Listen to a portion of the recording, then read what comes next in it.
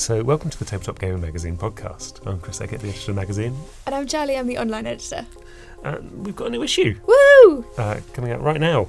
Or like this week, anyway. I do feel like sometimes in these podcasts I'm just like the cheerleader. Like you'll say something that's really cool and I'm here for the like, woohoo! That's it. That's what we hired you for. Well, true. And I'm good at it. I've got a good and going. as I often say, the faces you pull I know. in videos. I keep trying to do YouTube thumbnails at the minute by like pausing it at certain stages so that I can export the face. And oh my goodness, the faces that I pull. It's ridiculous. Yeah, it's they're just way more varied than we Just very expressive. Thought. Very expressive face. Very expressive, and I get very Wasn't on the excited CV about though. things. That's what I'm saying. We didn't know. We didn't know what a treasure this was. In added skills or special Absolutely.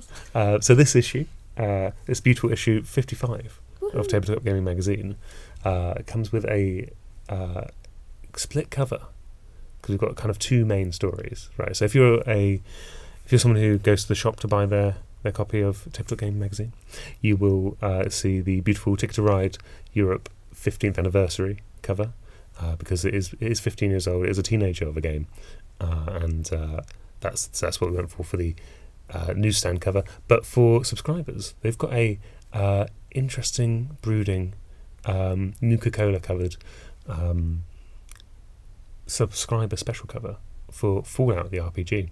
And it looks cool. Yeah. It does look cool. It looks really good. All of it looks really good. So we speak to our Moon about Ticket to Ride Europe on its 15th anniversary. We also speak to the designers of Fallout, the role-playing game, and also Dune, Adventures in the Imperium, which is a Dune RPG which seems completely bonkers. We also talk about 10 of the best war Euro games. And I have a chat to Martin Wallace, and if you pick up the digital issue, you can get a bit of bonus content for that chat I had with him about Rocketmen. Nice. Although the bonus chat is not about Rocketmen; it's about the state of games generally. Nice. Yes. I do have a question for you about it. Not about that one specifically.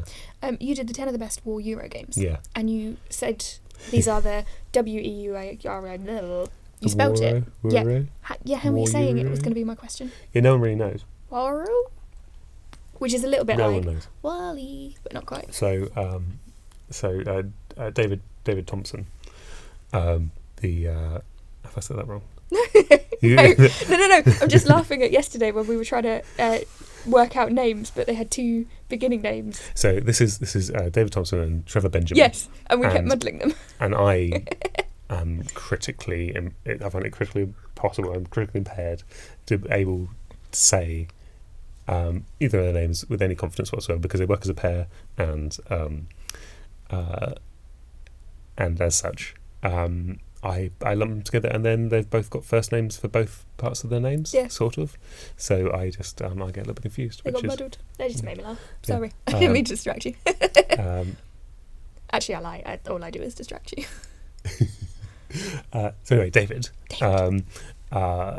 We spoke to both of them on a previous podcast and talked about war Euros as kind of a concept as part of our kind of abstract war game chat, and no one agrees is the answer. No one agrees, and that's kind of good because it's sort of emblematic of the genre or semi-genre or whatever, the Venn diagram that it is. The thing. It's war games with Euro elements, and here's a few of them. Is kind of what we're offering, but they are kind of indescribable because they are in between the sort of deterministic nature of a lot of Euro games and the conflict-heavy version of war games. So we've got a full range in there. We've got things that are chucking loads of dice, but kind of using cards for actions and stuff like that, which feels kind of Euro-y. And then we've got on the other end, we've got things which is just like kind of an economic sim with an element where you do doodles on the map. So loads of stuff in there, which and it's a really interesting list to like fiddle about with to work out what you kind of like out of these games. I really like this little genre of games because they have like kind of a little bit of everything I want. And usually, unlike both war games and the heavier side of Euro games, they don't take very long to play. Nice. which is something I like. You know, if you can pitch me a war in 20 minutes, then I'm basically sold. So that's our 10 of the best for this month. But yeah, so should we dive in? Yeah. Yeah. What you got? Well, I suppose I should start by talking about Rocketmen, which hits retail this month, maybe right now. It was on Kickstarter last year, I believe. It's Martin Wallace. It's a deck building kind of push your luck game. Nice. So, and it's all about the modern spaceflight. And the idea of the game is that you are a modern billionaire trying to get into space, dealing with the modern factors that affect spaceflight. So it's not set in the 60s or the US versus Soviet space race. Like, it's not that, because we've done that a couple of times now. I think we're bored of it. And it's from Phalanx, who also did Europe Divided, also made by David Thompson. Good job. Yeah. His middle name's Jack, so I want to throw that in there. Nice. So, strong name. Yeah, because it's not the first name, as people normally do. But they're all set. But these games that Phalanx are doing, which are modern settings for classic themes of games, so conflict in Europe, but in the 90s. Yeah. Right, that's Europe Divided. A really brilliant game because it's so asymmetric. One player is playing basically two factions, so you play Europe and NATO. So NATO's the only one with any fighting force there, but Europe's much richer, much slower though. And then the Russians basically completely free to act as they like, but don't really have the funds necessarily to do everything they need to do. And that's and the thing is, the event cards that turn up are things that happened in my lifetime, and that's kind of interesting. That's quite cool. Kind of interesting to me, and it makes the choices you're making about invading a certain country more real. Yeah. Because basically the Cold War is a fantasy setting at this point. It might as well be elves versus orcs. You know, it might as well be, because that's a lot of the time how it's played out. You know, even when people are more satirical, which often they are, it's often played out in this sort of very, I don't know, pastiche, fancy dress way. And this makes you think about these things, and that's equally the same with Rocketmen. You know, you are collecting cards from a market into your deck that you're going through every turn very quickly. You're then assigning these to a rocket that you're going, or a mission. And you don't tell anyone where you're sending the mission just yet until you launch it. And then, once you've got enough stuff on your rocket, usually stuff to give you advantages, but there's a basic cost you need to apply to it. And then there's also advantages advanced boosting into the atmosphere and things like that. So once you attach all that sort of stuff, and what that does, in addition to paying for the rocket to go into space, is it also thins your deck. So you've got a thinning deck mechanism in a deck builder, which is really most deck builders have a card. So most deck builders have a card in your hand that you have to play to get rid of a card from your hand or from your deck entirely. Whereas this has it built in, so you can move all that bloat of stuff you've bought from the market, etc., onto your rocket. For it then to shoot off into the atmosphere, which you do by turning some event cards in the centre, and then you're kind of I'm going to say this, and this sounds terrible, it's almost roll to move in this sense, because it's you turn the card and it says 1, 2, 3, 4 on it. There's only a certain number of 4s in this deck, and you're trying to get to the moon or wherever you announce that, and obviously the moon's nearer than Mars, so you need to get the right number to get there. So on the first card, you can abort your mission immediately, and then you get the choice to go second card, third card, fourth card, whatever, depending on the amount of cards you can turn from the mission. Obviously, if you fail, everything explodes and it goes wrong. You can abort the mission in any of those cards, but you have to throw away stuff from your ship to do so. And so it's got this weird push the luck element to it, and it's got a real like stand up going yes, we did the thing, put the thing into the sky element to it, from something like that feels kind of dirty, to be honest, because it's as I say, it's like flipping cards to see if the rocket gets into space or not, really. And it feels but because you've concealed where you're going until the last minute, because obviously you get more points if you get somewhere first, that sort of stuff. It just kind of has all this interesting kind of like interplay over the table that's nothing to do with like the mechanics of the game, which I've just explained. It's just to do with like how you're interacting with other people, the stuff you've taken, and the stuff that turns up, the bad events that turn up that you can pay. They're quite expensive to buy as a card and add to your deck, and they're trash to add to your deck. Are things like pandemics, global warming, all of this like quite modern stuff that we're dealing with, and giving it this modern setting and making it so that the reach of the game is only as far as Mars. That's the furthest you can go here. This isn't a game about zipping about all over the galaxy. It's just about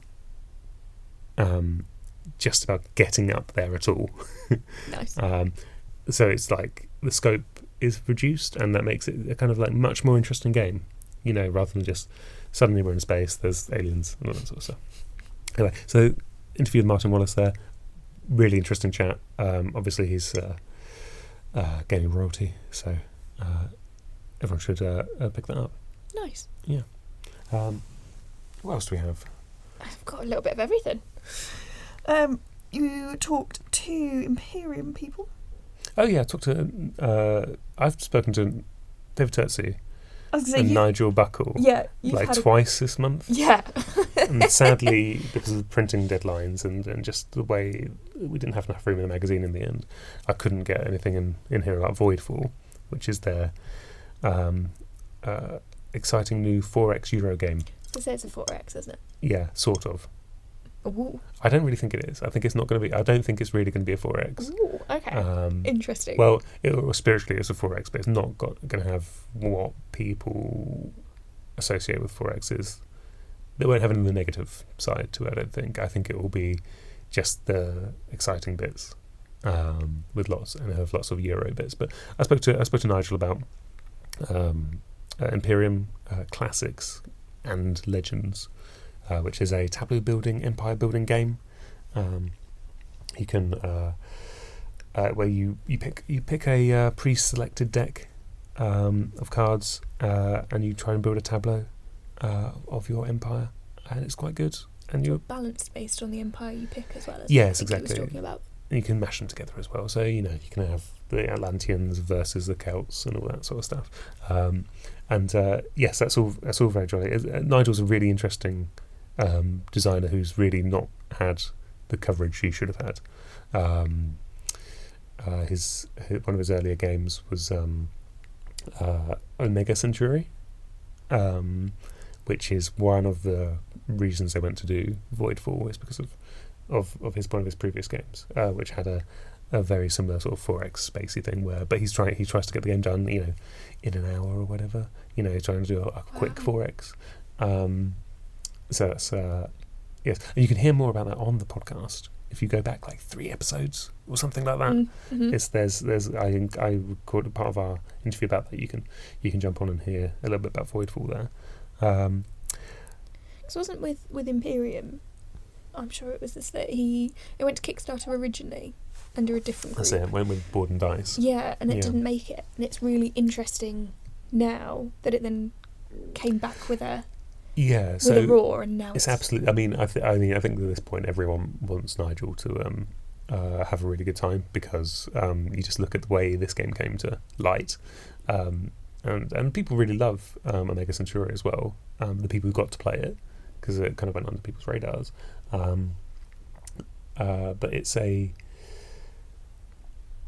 the story is that it went to Kickstarter with Boards and Dice. That's how he got introduced to David. Yeah. And it didn't fund. But Board and Dice let David to continue working on it with Nigel, and then they pitched to Osprey. And one of the real acts of generosity here is that Board and Dice had already done like 100 of the cards or something like that. You know, they, in terms of the artwork, they'd already commissioned it. It had already been done. It was finished, and so they allowed Nigel to take that away as well. Take the art away. It is really good. And then obviously, you know, Osprey are kind of known for their high production budgets. So I believe they probably turned up and were just offered whatever you want. Nice. Once they got the game in, because it's a really interesting game. Really interesting game, and now incredibly beautiful as well. Yeah. So yeah, that's Imperium. Nice. Cool. Also, we have a look at the Fallout the role-playing game. Mm-hmm. Are you a Fallout fan? I have played a little bit Fallout. Yeah. I've gone through a couple of levels. Yeah. I've got like a rough foundation of it from the video game, obviously. Yeah. Which one did you play? Oh, good question. I've played 2. One was the more modern one. Yeah. And then one, I don't remember much of it. I just remember going to shoot stuff, and you had to pick where you were going to shoot, which I found a really interesting mechanic. VATS. Yeah. It's called VATS. I can't remember what it stands for, but it's VATS. Don't know. And now I get Pip-Boy. Yeah. I know that you sort of like, you wake up and you have to look at yourself in the mirror to pick your character. It was which was one's it my that? birthday? Maybe it's all of them. I That's don't know. 3. You have a birthday party. Okay, so I started with 3. Yeah. Played some of that. Yeah. And then there's been one since. Probably 4 or New Vegas or something. It might have been New Vegas, actually. It was beautiful, really, really nicely done. But I struggle with video games, because I love board games and I'd rather spend my time doing board games. But the difficulty I have with video games is if I put it down, I'm unlikely to pick it up again. Mm-hmm. Like I put hours into Horizon Zero Dawn, and then put it down, and then have never touched it again. Yeah. And I did that with both Fallouts, so I was like, okay, maybe this one isn't going to be my niche, the only thing I know about. But no, I can see the appeal of it. I can see why people adore it, because it's good fun. Yeah. So my knowledge, and this is just us doing a disclaimer. So if I say anything stupid here, my knowledge for Fallout happens to be, I think I played one of the really old ones, like on a Windows 95 machine or maybe a DOS machine. Wow. And then the isometric ones, and then I didn't even know they went that far back. Yeah, that's the Interplay versions, I think. Interesting. I think that's right. And then I also played Fallout 3, which is the one where you have a birthday party. There you go. I played that one. And so this is a game which is much loved by many people, and Anna Blackwell goes into a deep dive with the creator of the game. This is another Modiphius big title tie-in. Yeah. They're rocking it at the minute. Yeah, they are. And the article sort of kind of prefaces the whole thing, which is people have been waiting for this game for 21 years. Yes. An RPG of Fallout, an actual 100%. tabletop RPG of Fallout, is something that people have been desperate for. Wasteland Warfare promised us it last year before, something like that. Before. Well, Wasteland Warfare, the miniature skirmish game, got a bolt on either last year or the year before, and which allegedly allowed it to be an RPG. A lot of people were very much put off by it because it was kind of like an RPG bolted onto a skirmish game, because that's what it was. Something dedicated. It's too big and too well loved to just be a sideline. Like, it warrants a full, well thought out RPG. Yeah. And having read the book myself, it is a beautiful, fully conceived world of deep characters, deep and interesting factions, and character hooks and things like that are like entirely worth sort of digging into. Even if you don't like Fallout, maybe if you just want an end of the world game, it's maybe worth looking at, because it's funny. It's a funny world. It's kind of like hits on a retro vibe, and all of the characters are kind of like like nicely translated. You know, the system also uses the D2D20 system. Sorry, which and that means you roll a couple of dice, and you're looking for a lower number, and so your stats, if they're good, they're bigger numbers. That's it. You know.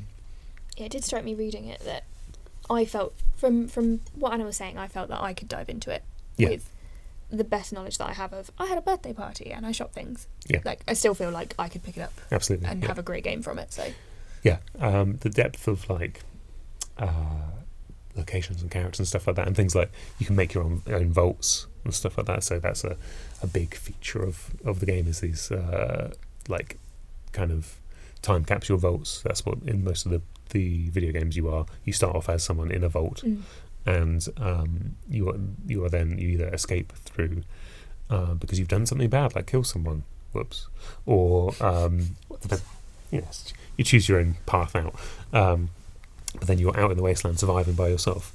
So yeah, there's a nice big dive into that there, and then the final Modifius thing I will mention is the massive Dune review we've got in there. So I do have a podcast with RJP coming up very shortly, which will take us a little bit deeper into this and a load of other RPGs that we just wanted to talk about.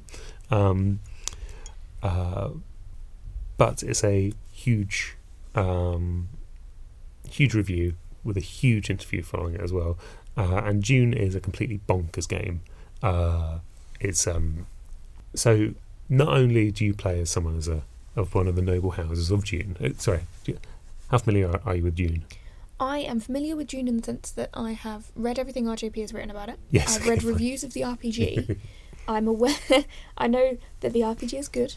I know that there are lots of features of it that make it really impressive, like the rain in the, it's either feet or trait, I can't remember. The rain, that's really important when you're trying to scale stuff. I know all the cool little features. Dune itself, nah. No. So based on the and it was going to be like £6 on Kindle, so I thought, nah. Yeah. I mean, I highly recommend listening to the audiobook of it. It's actually really good. Do you know, I've never listened to an audiobook. It's only 5 or 6 days long. So I'll take the book, thanks. But I mean, the world of Dune is interesting because it's kind of like a non-tech future. You know, it's a mystical future. Without all of the technological not all of the technological advances that we usually associate with these things. Which is good, because that just sets you up for disappointment.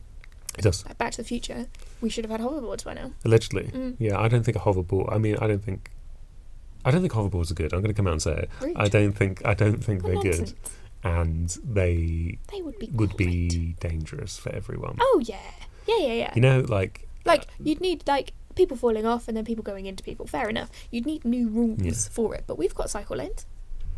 We just need more cycle lanes everywhere. Check hoverboards in there. I mean, I think one way to get to this future quicker would be to add more cycle lanes, and then everyone could ride more bikes, and that would. So that when the hovercrafts come out, hoverboards come out. Yeah, I was going to say, please no hovercrafts. They may not fit, but hoverboards, yeah. I don't mind having a lane for that. Yeah. Get to work really quickly. Yeah. Exactly. I can only think of the health and safety kind of thing I was told when I went surfing, which is like the reason you're strapped to your board or whatever, and why you shouldn't let go of your board if you fall off it, is because it skims along the surface at head height. And so if someone else is in the water, so I'm just imagining people being I'm going to say decapitated at the shin. I know that doesn't make sense, but that's how I'm imagining how hoverboards will work. But safety filters will be built in. Yeah, so there's a lot of infrastructure. Yeah, but it's hoverboard, so it's worth it. And speaking of infrastructure, in Dune, sorry, the infrastructure of Dune the RPG, it's just a really interesting system where you can play the guy at the head of the house who goes to the ball or whatever, and has snarky conversations with people and maybe gets assassinated. You can be that guy. That's unfortunate. And then also, when you want that guy to do something in the world, like go blow up a dam or whatever, go capture a big worm, As you do. And ride it to freedom. You want to capture a big worm? Probably can't. But it's role playing. You can do what you want. It might be a party kill, but still. Yeah. What you do is you whip up a few like sub characters to go off and do that adventure, so that you don't have the thing of like the king leaves to go punch someone in a bar. Yeah, RJP said something about it being like the Star Trek thing. Yes. Where you don't have the main characters heading off just simply because they're the main characters. That's it. You send who you would actually send. That's it. That's a really good analogy. Yeah. So speaking of innovative RPGs, you've got a little something. I know where that's going. I played Magical Kitties Save the Day. Yep. And I know you handed it to me because it had cats on it. And I know that was like almost the whole reason. But it was also my first attempt at GMing. That's why I did it, actually. Yeah. That's why I did it, actually. People see cat games and they come my way. Although I've still not played Isle of Cats and I've still not played Calico, and I'm bitter about both of those facts. Really interesting game because I felt like... So it's a... the idea is you play as cats who have a human, and that human has some sort of issue, which might be loneliness, or it might be that they're worried about something in particular. And as a cat, you're going to go off on all sorts of adventures, which ultimately will try and help and solve the human's problem, but you may also run into things like Baba Yaga, or like dinosaurs, or later aliens and expansions. It's cool that all those three things are the same. Yeah, They're all in the same category. Yeah, why not?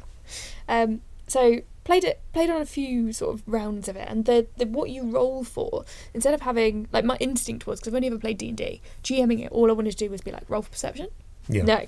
No. These, you only roll for 3 things, and they are all D6s. Yep. And you roll for cute, cunning, and fierce. And everything you do is filtered into those 3 categories. Which has actually become like a mantra. Me and my best friend send voice notes quite often, and our sign off on voice notes is, you are cute, you are cunning, and you are fierce. So now it's an affirmation. Yeah, exactly, affirmations. But it plays surprisingly well. It takes a little while to get used to filtering things into those 3 categories. Yes. Because you're like, you want to break down a door, what are you going to do? That would be your fierce. Yes. Whereas if you want to persuade someone, is that you're cunning or you're cute, depending on what you're going to do. So if you're going to can you get through a door with cute? That's my question. I think you'd struggle. I think you'd have to really justify. You could cunning your way through, couldn't you? You could cunning your way through. But it's very linked to, because it's designed to be a family game. Yeah. I felt reading through, I was like, this is very good at de-escalating potential tantrums. Right, okay. Because if you... How does that work? So you have negative things that are attached to your character, which, if you use them in role-playing, you get a kitty treat. Okay. And the kitty treat is basically, you can re-roll a dice that you roll later at any point. So you get a benefit from doing something that's truer to your role-playing and helps the story along. But if you imagine a kid doing something that their character then doesn't do very well in because of some feature they have, I feel like that would be a tantrum. This circumvents, because you're like, no, but you get a treat for it. Great. So it's got lots of little things like that in it where it builds up. The only thing I would say is I played it with the shiny extra dice and the shiny extra cards. The dice, I'm a dice goblin, so I loved them, but aren't necessary. But the cards, which are quite expensive in comparison to the game, I have to say. Yes, that's often the way, isn't it? Are really nice to... I really enjoyed having them. So as the groups that we played, we really enjoyed having them because it meant that you built your character through those instead of trying to work out what it is that they had with them. But the last thing I'll say about it that I thought was brilliant is they give you a solo adventure. To get started? They give you like a little graphic novel in that style. And you roll on the things that they tell you to roll, and that then influences your journey. So if you're not familiar with role-playing, I think as a GM, mostly okay. Like, it was all right. It was fine. It's not one to hold your hand. But as a player, it holds your hand the whole way through. Like, you will learn how to role-play and then find other things more comfortable. Yeah. So, thumbs up for me. Yeah. That one. I do like those, like, tokenized systems. Yeah. Like, with the kitty treats. Yeah, with the kitty treats. Because that's something that No Thank You Evil does. Yeah. That does a thing where it turns your actions into tokens, and that's what kids love.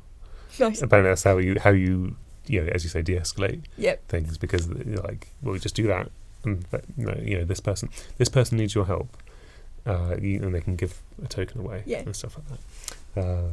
So I think that's like a nice system. I think it's a good way of turning, like, because what we like about RPGs is that bad luck is interesting. Yes. But very frustrating if you're very invested in things going right, as you might be if you were very young. Yes. Because for you, this is maybe really important. And as a new player as well, I think you sort of want things to go well. You don't want to be the one that's knocked out or not able to do something. Yeah. You want your character to be as good a character as possible. Absolutely. As an adult, then you find a flaw and then you enjoy the flaw. Exactly. Yes. Yeah.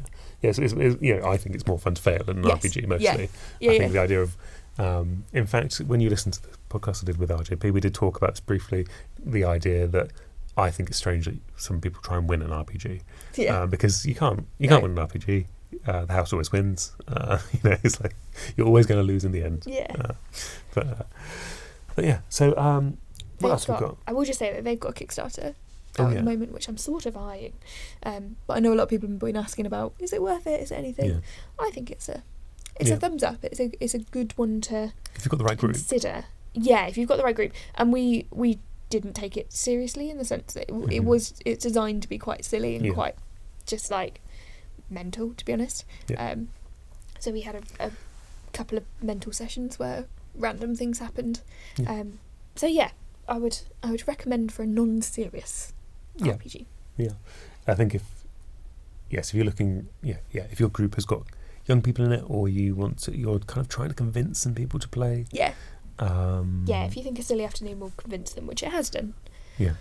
A couple in my group have said, can we do some other ones? And I'm like, let's start with the easy ones first. If you want me to do it. Looking forward to this journey as you become a GM. And you realise... I candle keep the other week and looked at the first adventure and was like, I can't do this bit yet. You definitely can. It's really easy. You just make it up if you can't remember.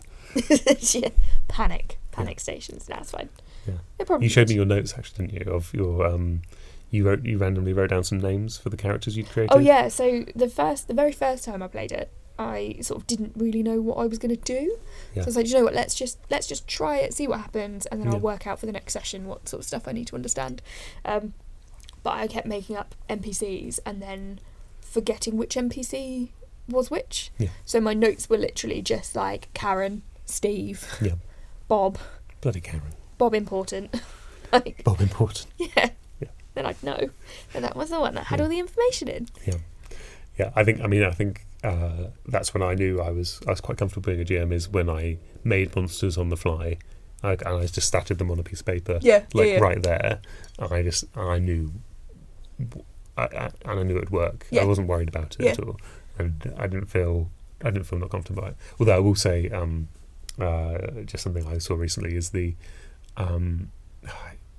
it was Chris McDowell going through Knock. Right. I think I've mentioned this to you the other day. So Knock is the sort of RPG ephemera.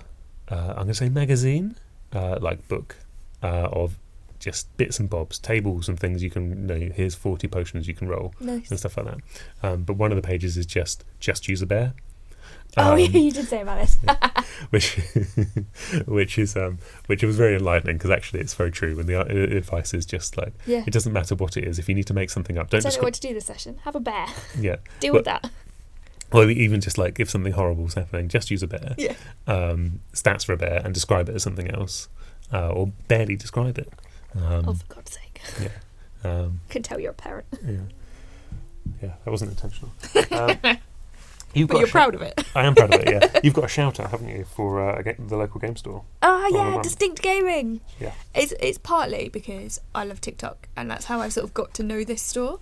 But they are Distinct Gaming in Belper, and they... Where is Belper? I've Googled, it's 2 hours away from us. But I don't know where that actually is. Please look within a 2 hour radius of where we are, where the magazine is published. I looked to go visit, but my geography isn't particularly good, so I was just like, if Google Maps tells me it's less than 3 hours when lockdown lifts, I'm going to go, which is what I then... It's in Derbyshire. I don't even know where Derbyshire is. Okay. Or just help me. If everyone at home, it's in Derbyshire. I've Googled and it's just like, it's just in Belper. I'm like, that's not helpful.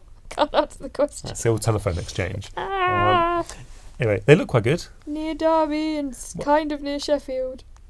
I mean, I'm not really... Okay, Sheffield is the next big one. Oh, this is why people we don't might like have to get Charlie to play a game of brass. It's an hour and 48 minutes away from here, in fine. that radius, going that way. Yes. Left. What's left on north, south, east and west? West. Oh my god. Yes. You insist on recording podcasts in the morning, and in the morning I've got no idea what's going on. 2 hours left. Anyway, there's 2 hours left for this podcast. We're not hit anywhere near it yet. They are delightful. They've got some really interesting stuff going on. They've just moved to a new location, so they can serve food and drink and things, which is really exciting. They showed off a couple on TikTok, sort of like what the layout's going to be, and they've started to get people back in, which is really exciting. And I think the more... I'm always excited about local game stores, but it's lovely now that they're starting to be able to open. We're starting to be able to say, actually, you can come in and play games. Yep. So I think it's really nice. That's what we're all excited about. We are, yay! Oh, it's just been so good to actually see people recently. Yes. Just been able to actually play games with people in face to face. Yeah. And it's weird I guess I've forgotten. Weird. Yeah. You sort of forget how, like, it's the whole experience. It's not just... finally I can play this 3-player game that I've had for 6 months that I've not been able to do anything with because I can't go and see anyone or touch any components. But also being able to have a laugh with your mates and do all sorts. So I can't wait. And because they've been open, I've been sort of popping into different local game stores as well.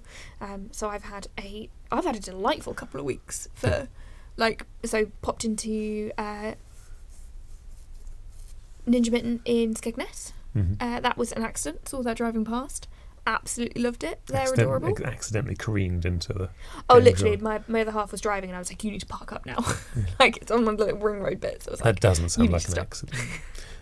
You accidentally bought some dice as well, I think. Oh, good, yeah. I mean, that's this guy's dice goblin standard. Yeah. But I chatted to the guy that owns it for probably half an hour. I know I chatted for long enough that the temporary parking that we were in was going to run out, so I had to sort of run back. But it's just... being able to talk about games face to face is incredible. And the same with, I went to Candlekeep in Ramsey. They're delightful. They've got a really nice space for gaming as well. So I'm hoping they'll put out some events because they're about like 45 minutes. But I think 45 minutes for a game is a drive away is a good option. And this is wildly off tangent, but across the road from Candlekeep there's a lovely pub. You keep telling me this. You're like, there's a pub there, and I'm like, yeah, I know, but I'm going to be driving there. Yeah, well, you need to get a chauffeur. I'll find a chauffeur. Yeah, get the cool car out. Yeah. Rather than my little orange Mini. Someone's got to drive that Bentley. Anyway. Yes, and the last one I've gone into recently is Comic Culture, the game store in Lincoln. Yeah. So I used to live in Lincoln, and they'd sort of like just opened when I left Lincoln, so I was really sad about it.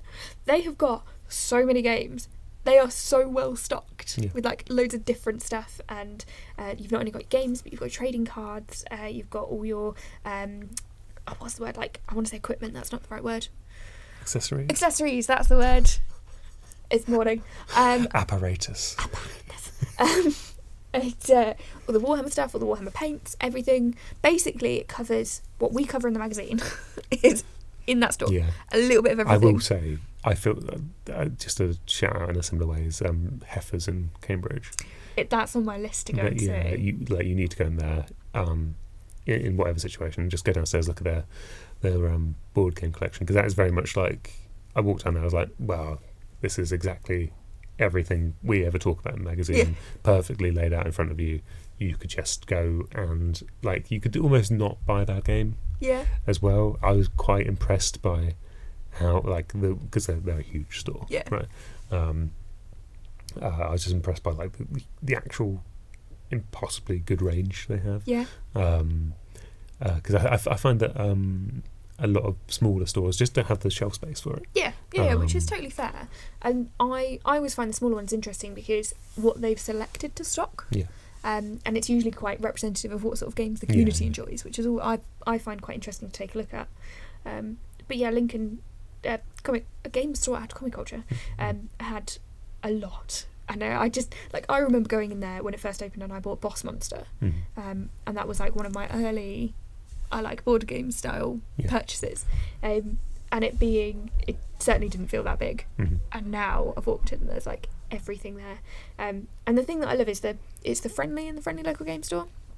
Ninja Mitten made that distinction to me, and it's made a lot of sense that some of them are local game stores and some of them are friendly local game stores, and the ones we've mentioned are the friendly ones that I've been into recently. And going in, like, we were chatting about Pokemon, we were chatting about like people coming back in, and people are excited to come back just as we are. Give me an opportunity to go into a game store, I will. But now that it's becoming safe to do so, it's an incredibly exciting time. Yeah, it is. It's extremely good.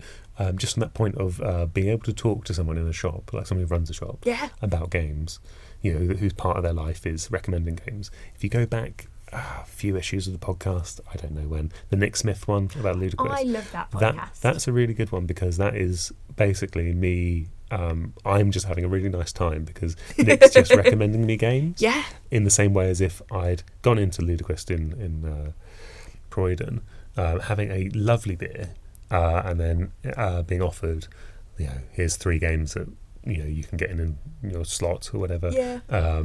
And they've got an insanely big collection. It's when you asked him how many games there were, and he was like, I probably couldn't even guesstimate. Yeah. It's like thousands. Literally thousands of games. But yes, he's but that if you want to have a little taste of that experience, go check that out. Also, check Nick Smith out on the James Naylor podcast, which James Naylor's been doing this like weird wander around like the producing of games, like because he's a product manager, so he's looking at it from kind of like a industry level. So I was on there for like the second episode, which isn't very good. You shouldn't listen to that, but you should listen to the Nick Smith one. I need to listen to that podcast because every time he does a new one, you come in and you talk about it. Yeah. And I get a little bit like, maybe I should listen. It's very good. You talked about Bad Squiddo. Yes. And their stuff. That's very cool. Annie was on that. Yeah, Annie, and she does the guinea pigs. That's what I know her from. Yeah, which is a silly thing, but she does incredible miniatures that are sort of more female friendly than some others on the market. I don't know if they're female friendly. I think they kill indiscriminately. No. I think they wouldn't stop just because they're women. I don't think they'd not kill women. No, but if you want they make great female miniatures that are what we want to see rather than lady warriors, women of World War, whichever one, even space ones, all of them, even fantasy ones. She makes those, and she I don't know if the guinea pigs are gendered at all, but there's that. And Annie's that's a very funny interview as well. So she's great. I'd highly. So this is a podcast recommendation on a podcast. I recommend James Naylor's podcast because he's a smart guy. Yeah. That's great. Speaking of what I'm going to describe as new media. Oh. Yeah. YouTube. Yay! You've done one. You are on YouTube. I've been having so much fun on YouTube. Yeah. I've been given free reign, and you can imagine, like, with the level of excitement that I have on basically everything, being able to then maintain that excitement for a video for like 5 to 10 minutes is so much fun. So I've got tons. We've got sort of 10 of the bests, a couple of those up. That's been a really interesting sort of whirlwind through everything. Got a couple of reviews up, a couple of unboxings. I've just had a great deal of fun. Yep. And I'm really enjoying. The one thing that's really nice about it is because when people leave comments, like, I get to look at those in work time, and I get to just chat about games in work time, and it be like, I'm paid to do this, and this is great. So the encouragement is please leave comments because it lets me chat about games for hours. You're paid to do that anyway. Well, true, but you see what I mean. But not with strangers online, which I guess is the bit you. Yeah. I've had lovely conversations with those comments. Lots of recommendations as well. I've got a new wish list for games. What's on your wish list?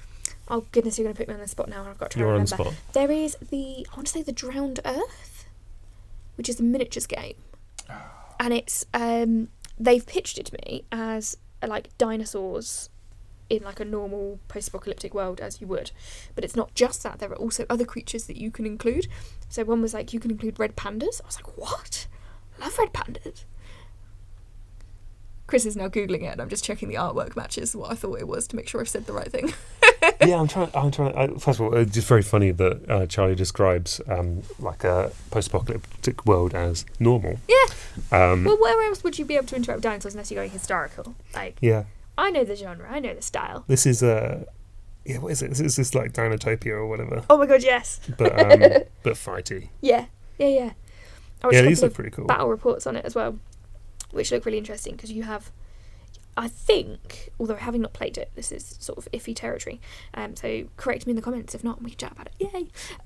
Yay! You have mechanics for quite a lot of different things.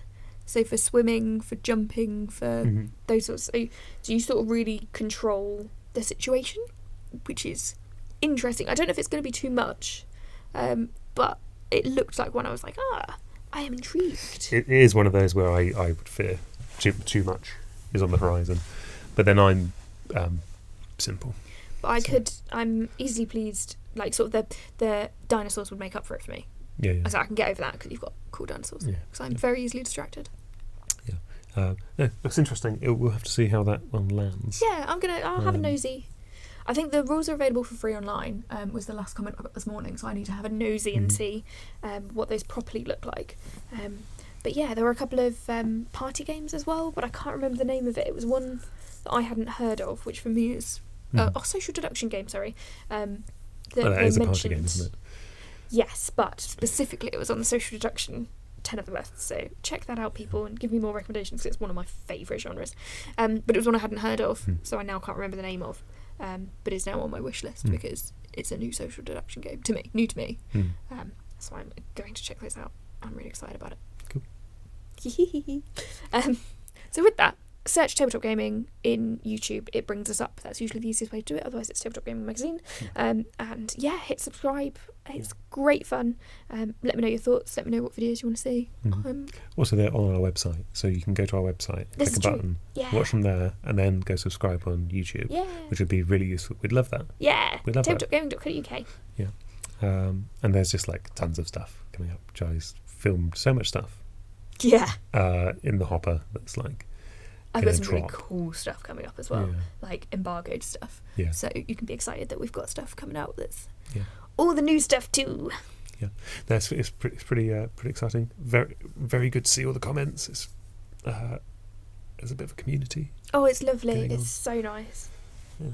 It's easy to sort of like I watch YouTube videos sometimes and I'll like it or I'll maybe drop a comment, maybe not. But I don't think I realised until doing this sort of thing how much the comments are really, like, they really boost you. So it's really, really nice to see them. And not just because sometimes people say nice things, which is really nice on a Monday morning when you come in and they're like, I really liked this video. You're like, yes. But equally, here's a new game. Have you thought about this? Or I would swap this game for this game. What do you think? I just love it. I get to chat about games all the time. So with that, we should tell people to buy the magazine. Buy the magazine! Subscribe to the YouTube channel. Yeah. But why would you buy the magazine? Because glorious. Why wouldn't you? What a great answer. However, an extra reason, if you needed to be tipped over the edge, is that if you buy the magazine direct from us, from the website, you'll get a free cyber gull. Cyber! From King of Tokyo. Yeah. So it's a like entirely new standee, looks cool. And you can play it with your normal King of Tokyo set. It's a new monster. It's a cybernetic gull. Woohoo! It will steal your chips. Which I suppose is a good joke, actually, because it's a cyber thing. Oh, and okay. it's chips. It's probably intentional, but it's a really bad pun. Yeah, it is, isn't it? I'd only just realised that. So you can buy that direct from us. Or if you're a subscriber, you've already got one. You've already got one if you're a subscriber. Woohoo! It's winged its way to you like a... And if you're not a subscriber... If you're not a subscriber, why not? Why not? Free stuff. Yeah. There's so many things to subscribe to. Covers. Alt covers, free stuff. Next issue, the following issue, we've got a new temple card for Kotal. Nice. Which is a like really, really pretty. We gave it a must play. Chad Wilkinson gave it a must play in the magazine. A really interesting game from Synapse Games. I'm so glad you said it out loud because I wasn't entirely sure how to pronounce it. Well, I'm not sure either, so hopefully I've got that right. Coatl? It's Kotul. Yeah, I think that's all it can be. Kotul. Kotul. And it's about building a big old snake. Nice.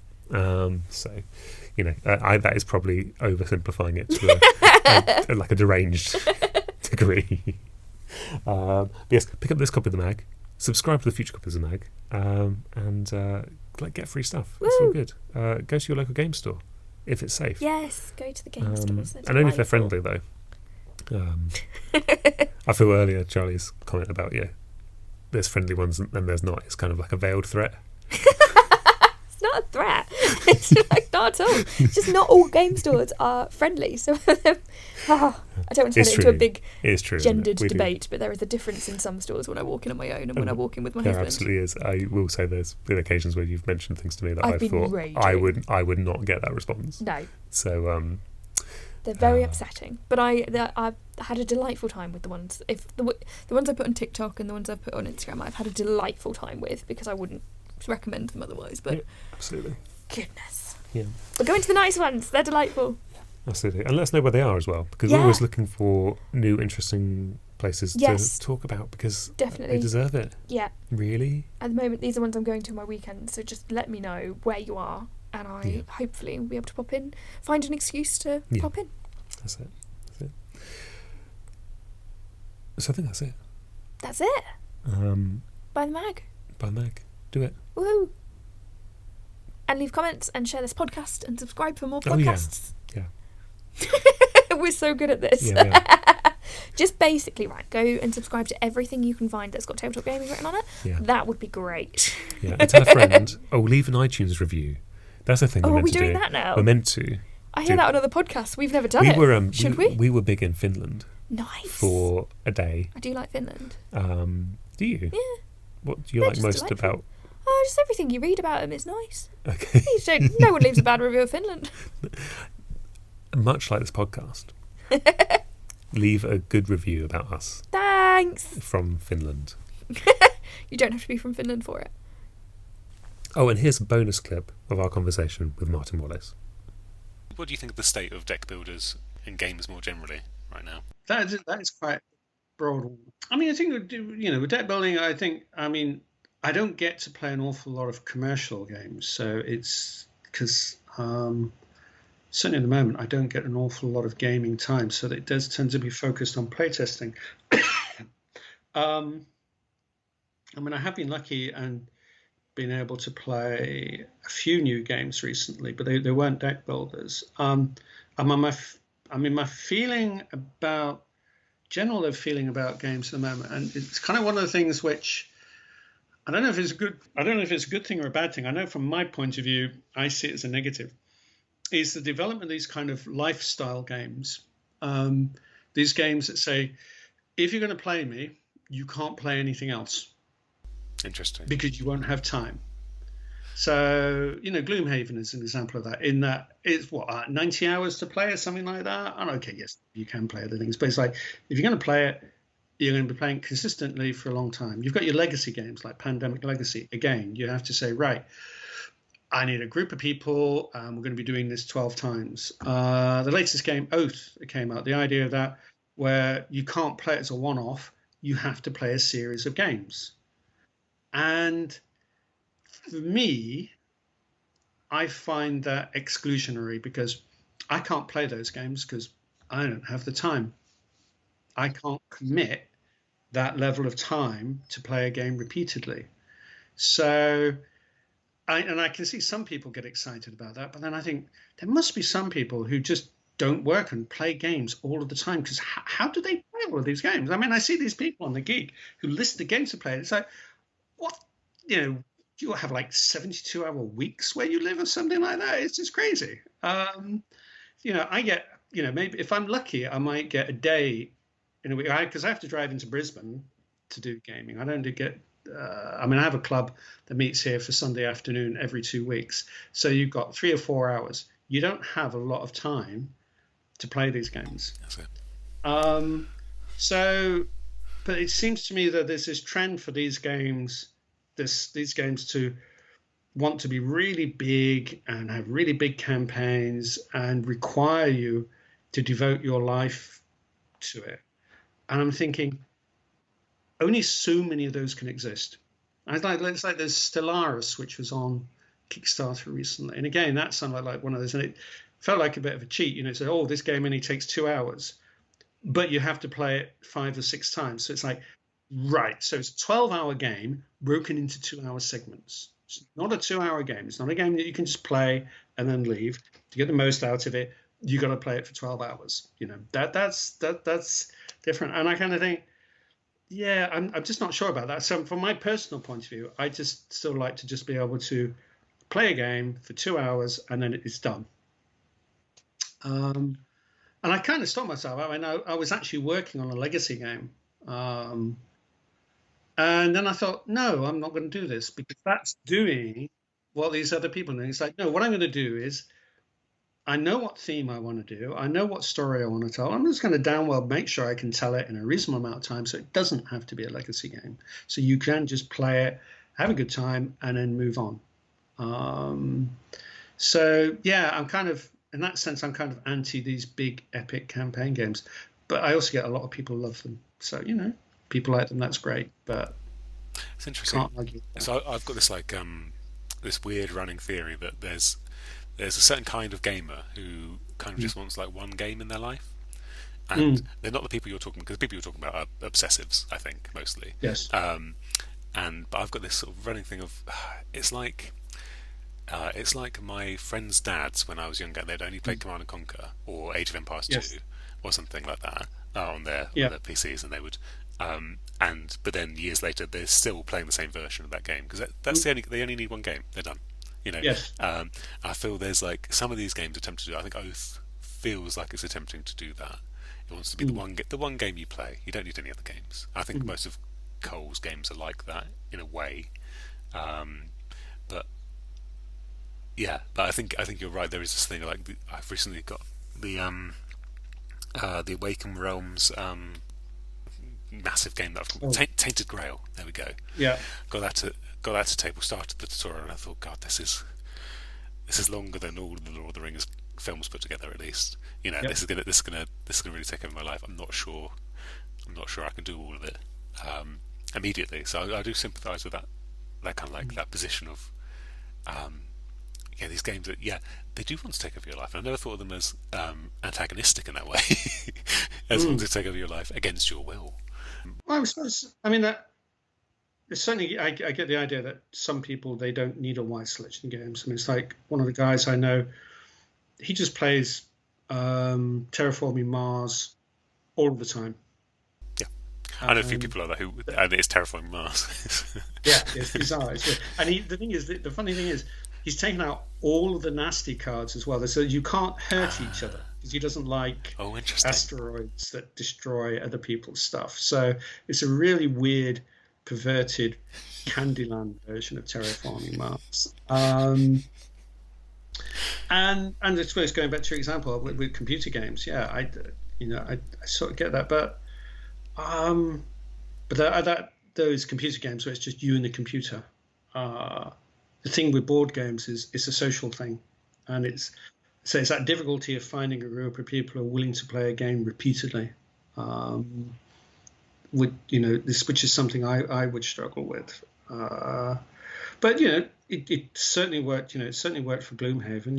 That has been a phenomenal success. So it's obviously caught on. Although I also kind of feel that maybe the market's changed because you've got a lot of people who are coming in from video games, and they're just used to playing longer games because video games are long. So the idea of playing a game that takes 20 or 30 hours that's functionally identical to what they were doing before. So it's not the same as 20 years ago when there wasn't that overlap. So that I think it feels to me as having an effect on what kind of games are being published. I wonder if there's a value now placed on playtime that there wasn't before. So thinking about what you're saying about people coming across from video games, because that is the problem with like video game writing is that often it becomes. I spoke to James Naylor about this a little while ago on his podcast about how video games, especially, there's a thing of you need to get a certain number of play hours out of it for it to be worth it, right? I think board games, we do have a similar productization problem sometimes, which is people sort of see it as an object they've bought, not as like an experience or something like that. Yes, yeah, and there's definitely people who do crunch numbers and say, right, what's my entertainment per buck rate here? How much fun am I getting from this? And as a designer, it's something you have to take into account. When I was going back, I was saying I don't do campaign games. Actually, I've just remembered I am actually working on a campaign game, but it's designed in a different way. Basically, I'm working on a very simple dungeon crawl game, but it's designed so that you can only play it once. Interesting. But it's designed to be as simple as possible in terms of rules, so that there's very little setup. You can get into the game quickly, and it tells a story, and it just uses cards. Okay, and you get a few other bits, you get some dice and so on. Because I'm still trying to get this project off the ground. They're the key thing is like, how cheaply can you produce this? Because people will be doing that calculation. In that, if you can sell them this, I know, for $5 an adventure, they'll go, fine, that's okay. A couple of hours fun for $5, that's reasonable. If you went $20 per adventure, it's like, no, at that point, that is too much, because you can only play it once. So, yeah, I think it certainly for me, it impacts on the way I do things, on looking at what's the return on this, especially if you can't replay it. And then, on the other hand, there's another game I'm working on called Bloodstones, which I'm hoping to put on Kickstarter later this year. And this is massively replayable because you have asymmetrical factions, you've got different maps. So you could play this for years and be able to create different new situations by combining maps of different factions and so on. And so it's got massive replayability. But I know for a fact that some people will still only play it once, because that's the nature of the hobby. And they'll moan if a game doesn't have replayability and say, oh, this game doesn't have replayability. But it's like, even if it had massive replayability, they still only play it once because they're moving on to the next game. It's just the nature of the hobby at the moment. And it's kind of annoying, because it also means that you have to make sure your game works first time. Because if people don't take to it, they don't come back and play it again. Now, when I was a kid, when I was younger, game design was such that there weren't that many games that came out yet, and they were very expensive. So if you bought a game, you played it repeatedly, and it didn't matter if it was complicated or if there were issues with it, because you would play it and discover things within it. And there was that joy of discovering strategies, of discovering depths in the game. And that's kind of gone to a degree because people don't have time for that anymore. I'm going to expose my age here. I'm 34, right? But I have, because of the job, I have a shelf burgeoning with games that sort of sit there, and I think that's a good one. I need to keep hold of that one. But the thing that started to go through my head occasionally now is, I'll enjoy that when I retire. And so I'm thinking, because I'm trying to imagine a time, like you say, as a kid, where me and my brother we'd play a game and then we'd take some of the bits out of it and we'd make a new game out of it, or we'd try and change the rules somehow, or we'd basically play it wrong for a new variation or something, and like I can't even think what games these were, to be honest. And I'm trying to imagine a time when I can do that again, because the hobby actually doesn't really allow you to do that. In that, if you want to be like in the hobby, otherwise you are going to have to sort of sit outside it and just enjoy things, I suppose. Yes. Which are criminal. Yeah, I mean, we live in a time of abundance. I mean, it is definitely a golden age of games, but there is so much stuff, and it means that really good games can be overlooked. They'll be hot for a while and then forgotten about. so much harder to create a game that can go on in the way that, say, Catan or Carcassonne or these games do. But that's the world we live in. Cool. Well, thank you for going on that little deviation with me there. That was great. Yeah. It's okay. So I should ask, what's next for you? Right. So there's an expansion for Australia, which is up on Kickstarter at the moment. So I don't know when this is going up, but that's finishing in 40 hours' time. For me at the moment, as I say, the thing I'm working on that I'm hoping to get out this year is Bloodstones. The thing that's holding me back is taking a lot longer to get the prototype produced. It's an unusual game in the sense that it doesn't use your standard components. The game is very much designed around an approach to components, in that there is no cardboard, there's no paper in the game. Okay, so all of your playing pieces are kind of these domino or margin style pieces. Oh yes, no, that sounds great. Yeah. So, but the map is going to be printed on fake silk, and so you can have multiple maps in the box. You don't have to worry about the weight. You can put the whole thing in a bag, so it's going to be the ultimate travel strategy game if you want that. The problem has been, though, at the moment is getting samples of the pieces, because if you're going to go on Kickstarter, you have to get prototypes out there, and it's getting the prototype made. So at the moment, China's just everything's really slow over there at the moment, and the earlier versions they did, the quality wasn't right, because the key thing is, because the artwork's been printed directly onto the tiles, you have to make sure that it's scratch proof. Of course, yeah. So that's the key thing, and I know it can be done because the BGG do these kind of bits for board games, and you can tumble dry those and they're not damaged. So I think the technology is there. I'm just trying to make sure that the company I'm using is using that same technology, and that's not always the easiest thing to do. But so yeah, I'm working on that. I'm working on an expansion for Anno 1800, which I don't think is public knowledge, but I just about wrapped that up, which is kind of turn Anno from a kind of borderline gamers game into a really head-scratching gamers game. It really does just move the thing up a whole level in terms of depth. So I'm working on this dungeon crawl thing, but as I said, that's a massive thing because there's like so many adventures I have to do. So there's a lot of preparation work in that. So I have no idea when that's going to come out. I don't know if you know Ape Game, American company. Yeah, I've got a vague memory of them. I can't think what they've done, but sorry, do continue. They're not a big company, but they came to me a couple of years back and they said, with a really weird commission. I sometimes get these, but I think this is one of the most unusual commissions I've had. And they came to me and said, we've got artwork for a game, but we don't have a game.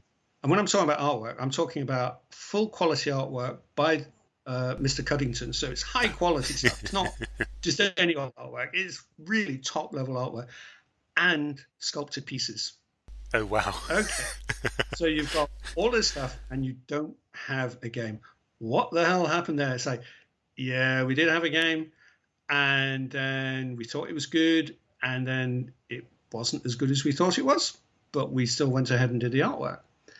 So, and it's kind of, so it's given all this artwork and I had to design a game around it, which should be a recipe for disaster.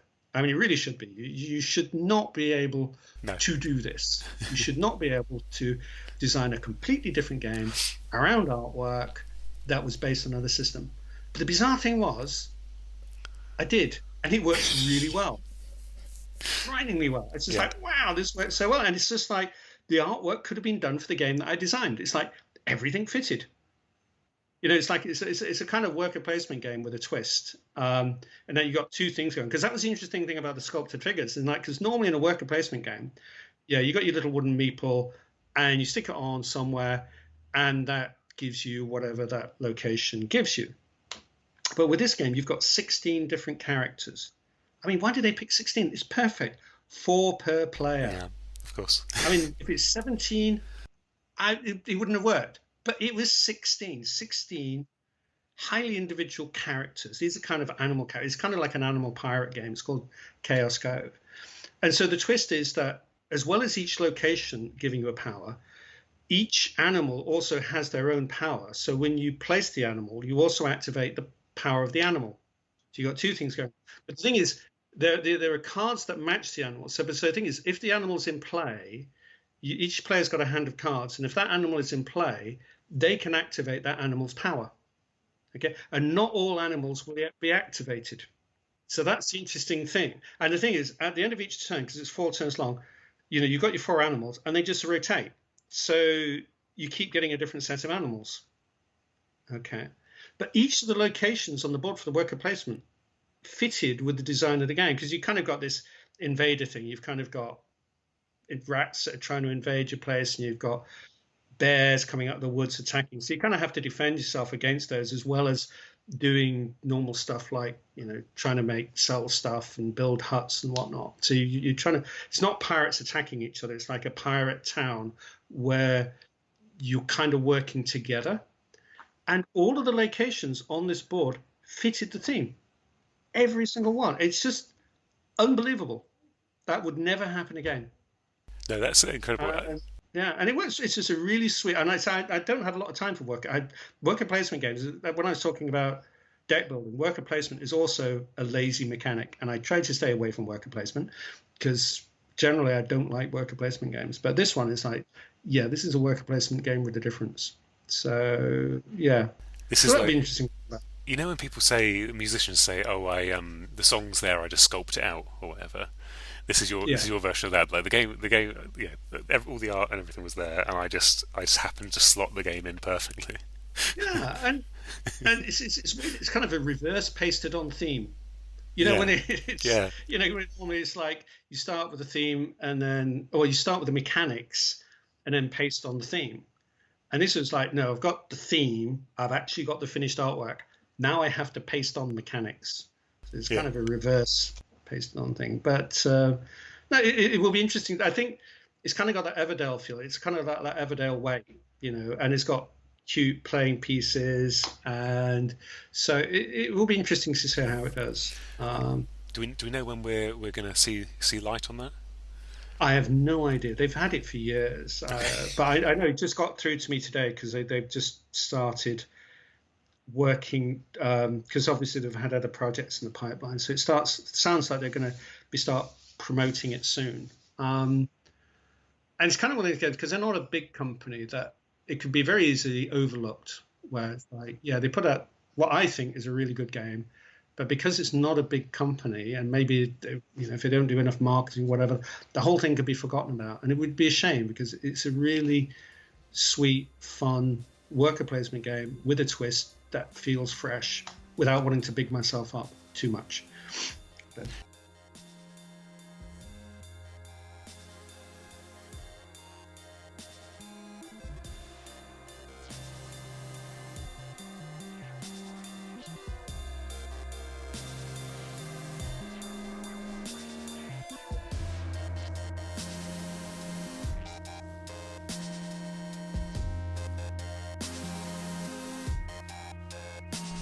Thank you for listening to the Tabletop Gaming Magazine podcast. If you like what you heard, share it with a friend or leave a review. Our music is by Body in the Thames and it's called Cloud Meetings. You can get that on bodyinthethames.bandcamp.com.